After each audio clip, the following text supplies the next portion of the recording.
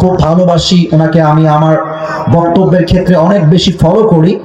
আমি দেখি যে চুয়াডাঙ্গার মাটিতে হুজুর ওয়াজটা মন মতো করতে পারেন নাই, একটাই কারণ মানুষের কথা। বিশ্বাস করেন এটাই কারণ।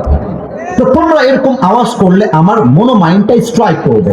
তোমরা যা করবা ইঙ্গিতে, যে ভাই চাপতে হবে, হালকা চেপে যাবে ইঙ্গিতে হাত দিয়ে। আমরা চাই আমাদের মাহফিলের ওয়াজ পুরো দেশে একটা ঐতিহাসিক ওয়াজ হয়ে যাবে, ঠিক কিনা বলো? আসুন আমরা যুবকদেরকে বোঝাই, মুরব্বীদেরকে বোঝাই মক্কা বিজয়ের ইতিহাস নবীজি কেমন করে করেছিলেন। এই সামনে কই যাও তোমরা, সামনের ভাইরা? ও মুরব্বী আছে, ওয়াশরুমে যাবে, ঠিক আছে। মক্কা বিজয়ের ইতিহাস দেখেন।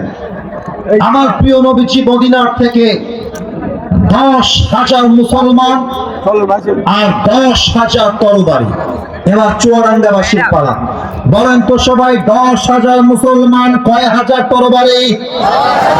এই তোমরা আওয়াজ দাও, 10,000 মুসলমান, কয় হাজার তরবারি? আল্লাহর রাসূল মদিনা থেকে মক্কায় রওনা দিয়েছেন। এই খবর পৌঁছে গিয়েছে কাফেরদের সর্দার আবু সুফিয়ানের কাছে।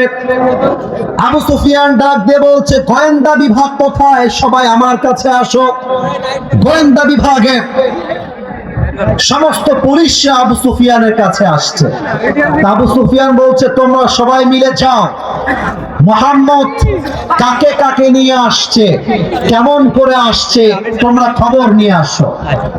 আমার নবীজি কৌশল করে বলছেন, সাহাবায়ে কেরাম শোনো, তোমরা চুলা বানাও বেশি, বাথরুম বানাও কম। চুয়াডাঙ্গাবাসী আওয়াজ দেন, চুলা বানাও বেশি, বাথরুম বানাও।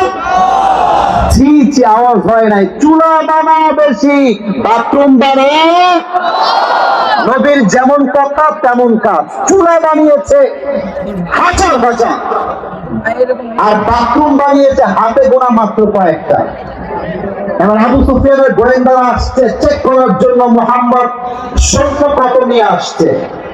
এবার তারা রিপোর্ট করছে, আবু সুফিয়ান মানুষ সৈন্য কেমন করে? চুলে গুনতে গুনতে ফজর হয়ে গেছে, ধরা খাওয়ার ভয়ে আমরা পালিয়ে আসছি। এই কথা শুনে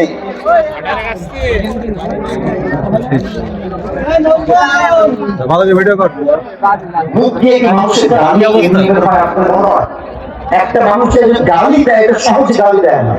তোমরা যা করছো তোমরা গালি খাওয়ার যোগ্য না।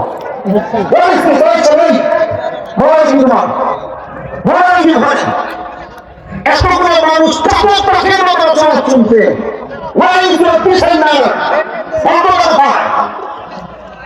বারবার বলছে আওয়াজ হবে না, এতগুলো মানুষ আসছে, বাতিল করছে। তোমরা না বসে আমি এখনই স্টেজ ছাড়বো। আমি 1 ঘন্টা যাবত ভোটের পরিচয় দিয়েছি, বলতে বলতে কি অবস্থা দেখবেন। কেউ আওয়াজ করবেন না, কোনো কথা নাই। আমরা একটা চাকরি দিব, শতাংশ মাহফিল ধরে পাওয়া যাবে। সবাই কাছে একটা